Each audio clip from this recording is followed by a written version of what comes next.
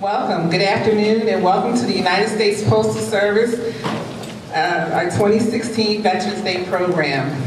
My name is Janet Bonilla, and I am honored to be hosting this year's program. We're here today to honor our service members and to remember their sacrifices they have made and the courage it takes to defend our honor, duty, and country. Ladies and gentlemen, please rise for the singing of the national anthem by our choir.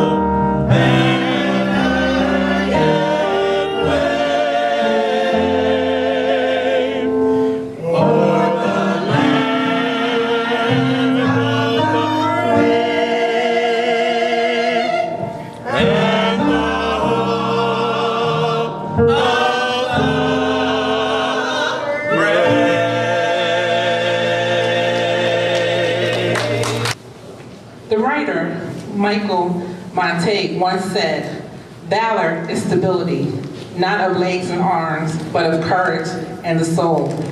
We're here today to honor our heroes, to remember their achievements, their courage, their dedication, and to say thank you for their sacrifices. Thinking of the heroes who join us in this group today, and those who are only here in spirit, a person can't help but feel awed by the enormity of what we encounter. We stand in the midst of patriots and the family and friends of those we have nobly served.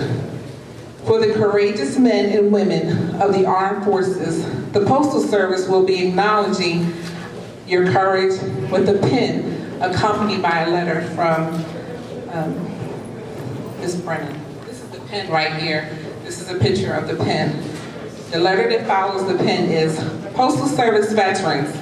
As Veterans Day approaches, I would like to take this opportunity to thank you and your colleagues, more than 113,000 veterans who are United States Postal Service employees. You are a part of an elite group of men and women who have courageously served both in the armed forces and the U.S. Postal Service. We are honored to have you amongst our ranks and proud to be the nation's largest civilian employer of veterans. Veterans Day is an occasion to recognize our veterans for everything they have done to keep our democracy safe. Please accept the enclosed veterans pen as a token of our profound gratitude for the sacrifices you have made on behalf of our nation. It is a sign of our respect, a symbol of your tremendous patriotism and dedication to public service. Thank you for everything you do for us each day. We are honored by your hard work and commitment to service. Megan Brennan. At this time, I would like to introduce our district manager, Ms. Phila.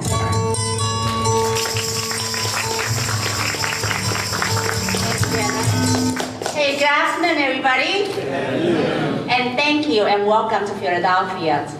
You know, David asked me, he says, thank you for remembering to celebrate Veterans Day.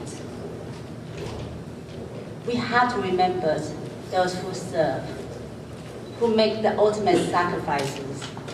And for us to be able to get up every morning, go to work, when we get home, enjoy our family times, enjoy with our friends, not have any worries.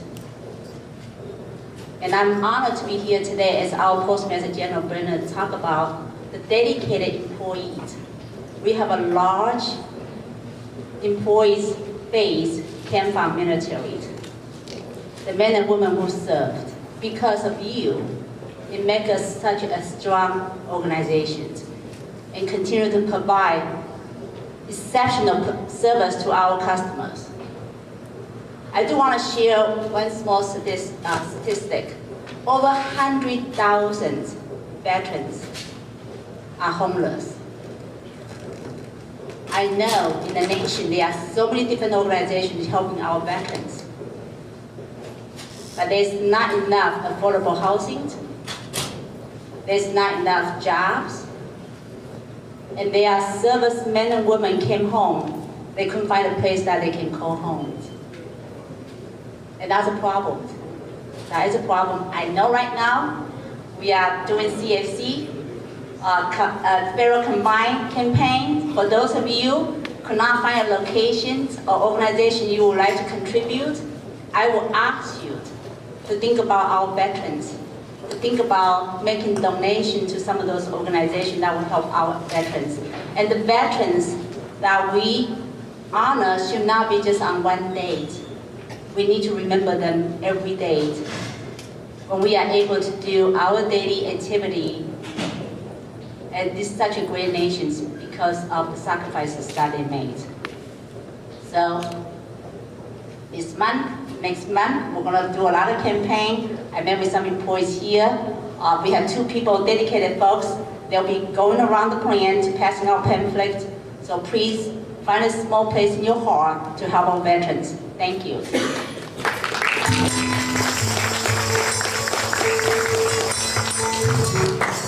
Thank you, Ms. Fallen Star, for that. Ladies and gentlemen, please rise for a moment of silence for our fallen heroes.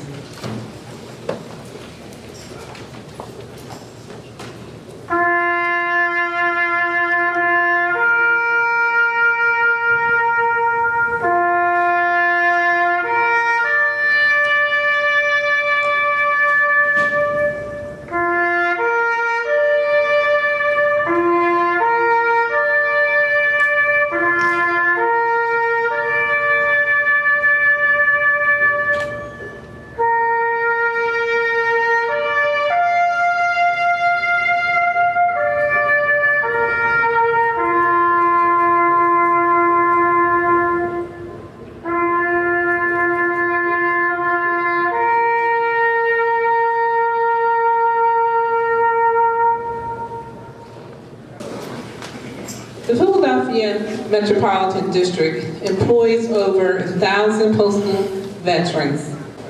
Okay, Jane Smith, would you like to come up?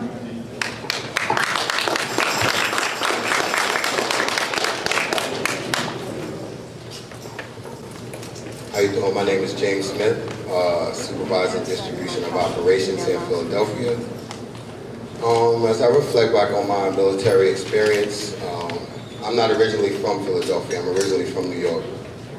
I ran around in the streets of New York as a youth, basically pretty much recklessly. And one day I looked in the mirror and said, where you going? And the mirror didn't answer me back.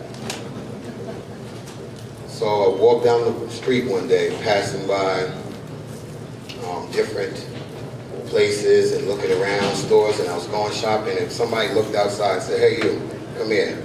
I looked back like, who are you talking to? I said, come here, I just want to talk to you. And they happened to be a Navy recruiter. So we sat, we talked, they actually had a slice of pizza, he asked me what was I doing and everything like that. I told him, I was thinking about going to school and everything like that, and, very general and vague. Brought me in, he showed me about what the military had done for him. Come to find out, his background had been almost exactly the same as mine. And he looked me in my eyes and he said, before you end up in 2 places, either in jail or dead, I think this is what you need to do. So I did it. First time I landed at boot camp in Great Lakes, Illinois. I woke up to a garbage can. I lifted up and looked to the left and looked to the right. I said, what did I do? After boot camp, did schooling, became oral surgery dental technician. I've been in duty stations such as New Orleans. I've been in Pascagoula, Mississippi. I've seen Egypt. I've seen Africa. I was stationed at Naval Hospital, Pensacola. I've seen Greece. I've seen places that now when I come back and reflect, I know, not probably, I know what I've never seen before. But with all of this, it instilled in me the ability to move people, the ability to be respectful, the ability to be able to accomplish any task that is put in front of me. And for that, I am so grateful for the military for. I'm grateful for the services of my father, who's a Marine, my uncle, paratrooper. I mean, I've come from military, so I know what it is to wake up early, go to bed late, and do more before 7 a.m. than most of this world does. So again, I thank the United States military for where I am today. I thank those who came before me, and I thank the post office for entrusting me. Everybody have a good day, and happy Veterans Day.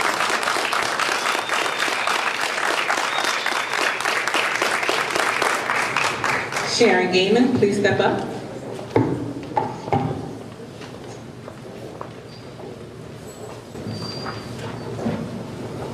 Good afternoon, everyone. My story is a little different. I was working at the post office already, and you never know what life is going to throw at you. Fortunately, I was already working for an organization that allowed me the opportunity to leave and go into the military and then come back. And that's what I did, because it was a hard place in my life. I served 4 years in the Army. I was an air traffic controller. It's one of the things I'm most proud about in my life. It's a big accomplishment for me. It's very hard. That's why I'm so proud of it, because it was hard, it was difficult. But I managed to succeed at it. I passed with flying colors. I was at the top of my class. I got a 97 on the FAA test that every air traffic controller takes.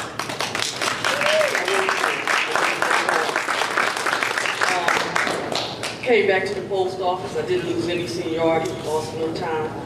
Right now I have 36 years of government service. The military did for me what I couldn't do for myself. It helped me recognize my own potential and who I am. Two things that I take away from that experience is integrity and accountability.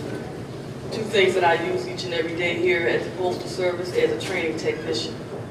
I try to instill in all these young people coming in here that we're all grown. I don't need to breathe down your back for you to do the job that you've been hired to do. And be accountable, whether you're right or wrong. Accept responsibility for every decision that you make and everything that you do.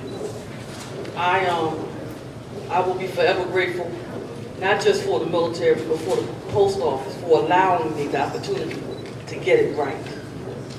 So, only thing I'm mad about, the military told me that I would see the world. Let me tell you where I went. I did basic training at Fort Jackson, South Carolina. I went to school in Fort Rucker, Alabama, and I was stationed in Fort Polk, Louisiana. Then I went to California a couple times and spent some time in the Mojave Desert. That's as far as I went. The first time I've ever left the United States was in August of this year when I went to Canada. But that's okay. I'm really proud of my time in the military. Like I said, it's made me a better person. I know it's not for everybody, but a lot of people would really gain a lot if they would just give it a chance. But I will forever be grateful to the post office and the United States military. Thank you.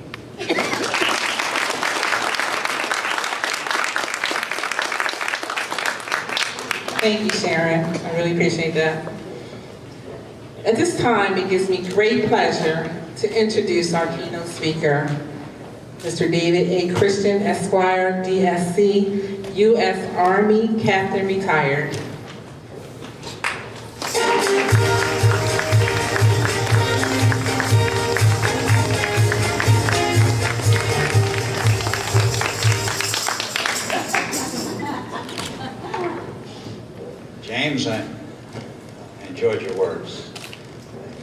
to cross paths in life. Sharon, the same. I thought I was going to get to travel a whole lot myself. I did travel, but that's not where I wanted to go. I was thinking you have a lot of diversity here also, and I came down and I just want to acknowledge, my best friend works for the post office, Jerry, and he's one of the only guys in the office here with a ponytail. And I come down with my colleague Vish, he's from India, and I'm representing the white guy in the middle. So we have a little diversity here. I'm just reflecting back as Jim was reflecting back, Sharon was reflecting back, and I want to reflect back, on JFK. And John Fitzgerald Kennedy made a statement, and I saw it written many times, that poor is a nation that has no heroes, but beggared is a nation that has and forgets. And by virtue of the fact that the Postal Service has this ceremony today, in honor of Veterans Day tomorrow, the Marine Corps birthday today, it's a great, great honor to allow you to come out of your offices, your cubes, to allow you to come out from where you're loading trucks, unloading trucks, or whatever you're doing. I salute all the managers and representatives that are here today. There are many, many places that will not reflect on the services of your brothers, your fathers, your mothers, your sisters that have gone before us and may not be with us today. My brother was a postal worker. He died of Agent Orange, and there was no benefit at the time. I fought for the first legislation that they would have benefits for Agent Orange victims. Post-traumatic stress, there was no such thing. That's what they told us in the halls of Congress. And I rallied and I had rumbled in the State House, the White House, the halls of Congress, the outhouse. I didn't care where we had to go, but we had to get our veterans recognized. We had to get people, whether you call it combat fatigue or whatever it was, we had to get them a special place because they were carrying their wounds with them inside of a special place, their head. Physical wounds sometimes we can see. Some physical wounds are hidden. But everybody has different crosses in life, and everybody here can tell a story. My story is simple. I was a little boy sitting on a curb with my brother, my older brother, who was a postal worker. He's no longer with us. We were watching a parade. And the parade was going by, and at first there were some World War I veterans. And I said, wow, what are these guys? Boy Scouts? They're really fancy Boy Scouts. And then there's the next group coming by. And it was World War II veterans. We watched all these veterans. I just thought it was a neat thing, a veteran. I went home and told our mother. She was a veteran from World War II. We saw veterans. I was a young boy, and my mother, I graduated high school, and I was a pretty rough kid. I mean, if you didn't get in a fight with me, you didn't go to my high school. It was some rough training, and like James, I had an opportunity to meet an Army recruiter, and a couple of my buddies had the opportunity to go away to reform school, and then they joined the service right from reform school. And they told me how wonderful it was. So I asked my mother, and I said, look, I'm going to be drafted, so instead of being drafted, let me join the service, get it out of the way. You have to sign here, because I'm only 17. She signed as a paper. I think you have a little dossier that Radina Cheeks put together. And it tells you a little bit about my background, but I joined at 17. I became an infantry paratrooper, and I said the same thing to James. What do I do? I actually said, what the hell do I do? Are you kidding me or what? Now I'm going to go through all this training and have to jump out of airplanes too? It was a little bit scary. But I can say that from JFK, do we remember? And we look at many veterans from the Revolutionary War up to the War on Terror. When they come back and they get out of the military, they think of employment, they think of first training, but they really think of a job. And many of the federal agencies, even though there's mandates, and you being private sector, there's many people that ignore that one facet on the diamond of our society called a veteran.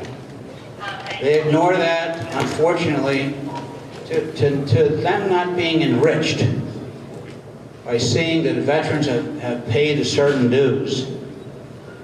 So as I look back and I think how far I came from that little parade, how far I came in joining the service, and I remember I kept signing up for schools. There was a war going on, and I thought, they don't want me in a war. I'm too smart to go to war. They want somebody else in this war. And I went to the Pentagon, and I took my cousin, she was very pretty, and I said, look, and if you go to the Pentagon, you got to park miles and miles away and take a bus to go inside. But there's a couple spots out front that have 4 stars on them. So I pulled into this 4-star Admiral spot. And I said to my cousin, I said, look, if someone comes out and bothers you, just tell them you're waiting for your father, okay? And I went inside and I talked to a major and a sergeant major. And I said to them, ich spreche Deutsch, aber nicht so gut. And that was saying, I speak German, but not so very good. I wanted to go to Germany. I mean, people could go to Vietnam if they wanted to, or any place else, but I thought, I really belonged as an ambassador to the United States in Germany. Well, Sergeant Major put out his hand, and I thought, geez, I won him over. He shook my hand, the Major put out his hand, shook my hand, they said, congratulations. Hopefully you find a German colony in Vietnam. I didn't find that German colony. And I can tell you that I got machine gunned across the chest in Vietnam.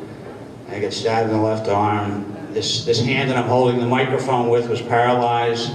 The right side of my body was paralyzed. An RPG, a rocket-propelled grenade, hit a tree right next to me, exploded, and tore up my body pretty bad.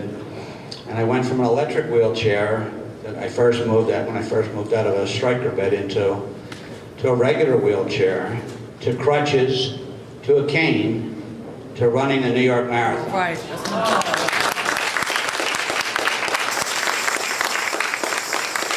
I can tell you, when I got to the 20-mile mark in that marathon, I looked up to heaven and I said, God, please let me finish this.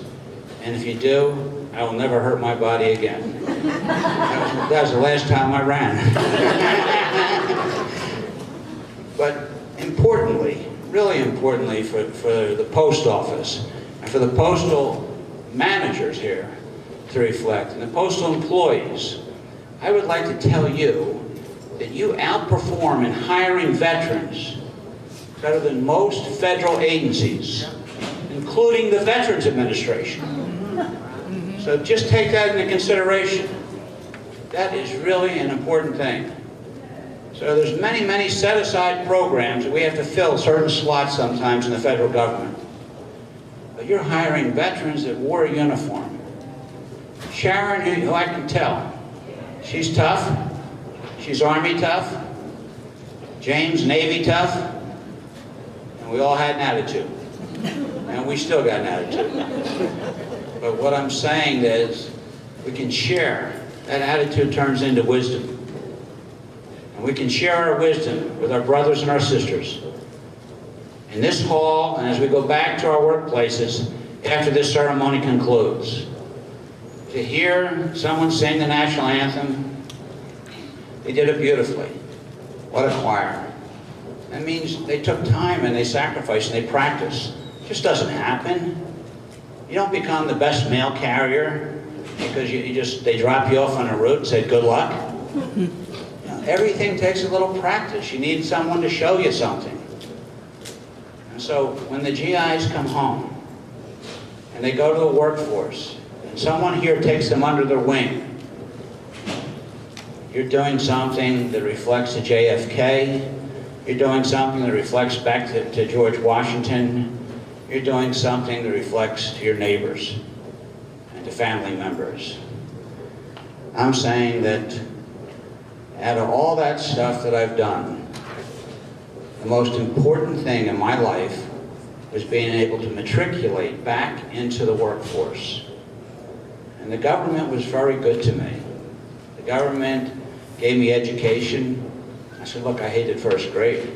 They said, you can't be a one-armed carpenter. That's what I wanted to be, a carpenter. I said, no, you can't do that. You have to go to school and be a political scientist. So I went to Villanova and I graduated, and I said, well, what's a political scientist? I have this degree. Do I find politicians under rocks? What do I do? They said, no, you're a political scientist now. Now you have to go to law school. I said, oh my God, this is torture. It's going on and on. I now own a factory in Philadelphia. I'm very fortunate. I have a younger brother who served as disabled also. I have a good family, and I consider this here my family. We're all Americans, and you took time out of your workday to come here for this ceremony. I consider the choir my family. I consider every drop of blood that fell from my body on foreign soil something that was for this room and for rooms full of Americans. Because the people who may not like the folks in this room, I remember I did an interview on television, and they said, you know, why are you going over to Chechnya? And it was a hot spot for terrorism. I said, there's people there that want to kill you, and you, and you. There's people that want to kill all the folks in this room. Not because of anything, but they're Americans. And I want to stand up for my brothers and my sisters. And I've stood up for them time and again. And they patched me up, and I got knocked down, and they patched me up. Just like almost everybody from row to row, almost everybody in this room could come up here and take this microphone and give a speech similar to James, to Sharon, to Vish, to Jerry, and to me. I thank you, and I want to wish you, those of you that are Marines, happy birthday. Hoorah! Hoorah! And for the rest of us, all of us, and all the U.S. Postal Workers, I want to thank you and wish us the happiest of Veterans Day. God bless you. God bless America. Thank you very much for all the supervisors.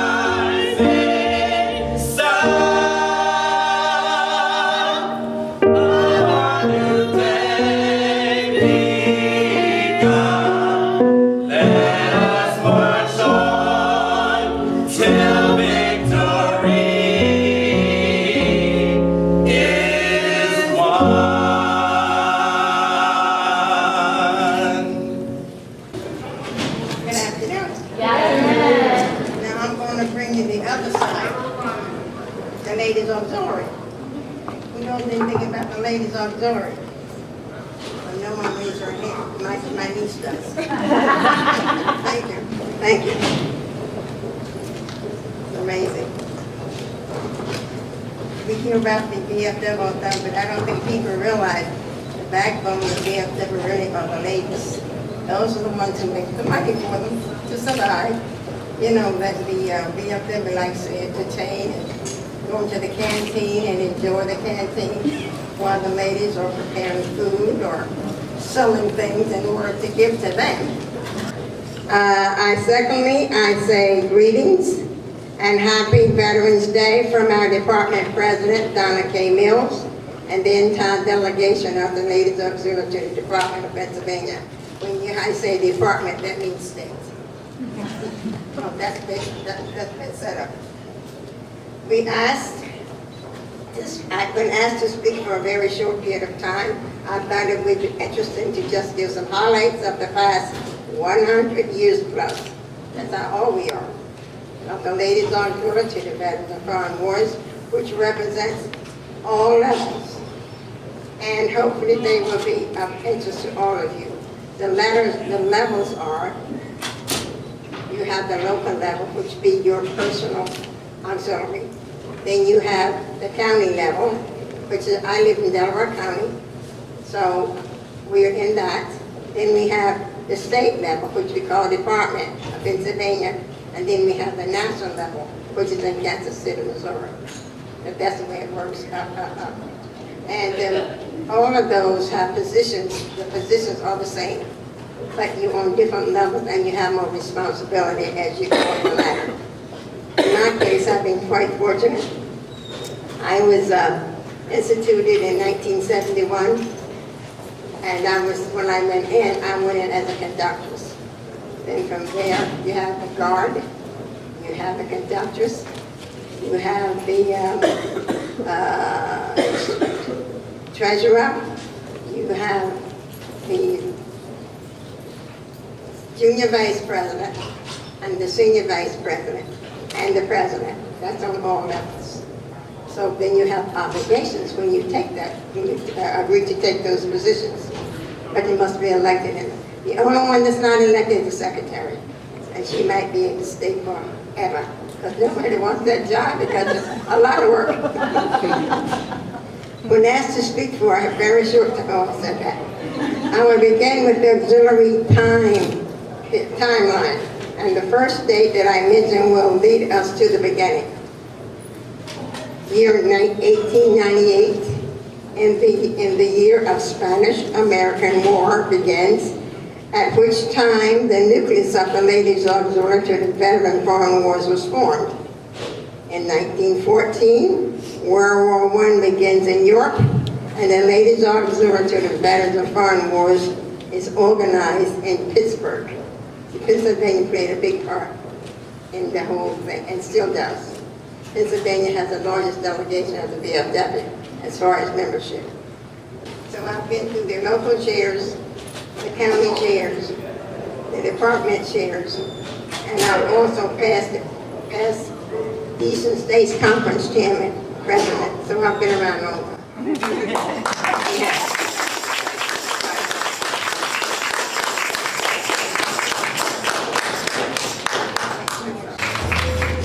Good afternoon, Philadelphia. Captain Christian, thank you very much again for being here. You know, you're thanking us, but we really do have to thank you for being here and for your years of service. So very much appreciated. And Ms. Turner, you know, why am I not surprised that a group of women is what is behind the success of the VFW? I found that very interesting. Thank you for sharing that with us. Very, very much appreciated. Every once in a while, they'll tell us that.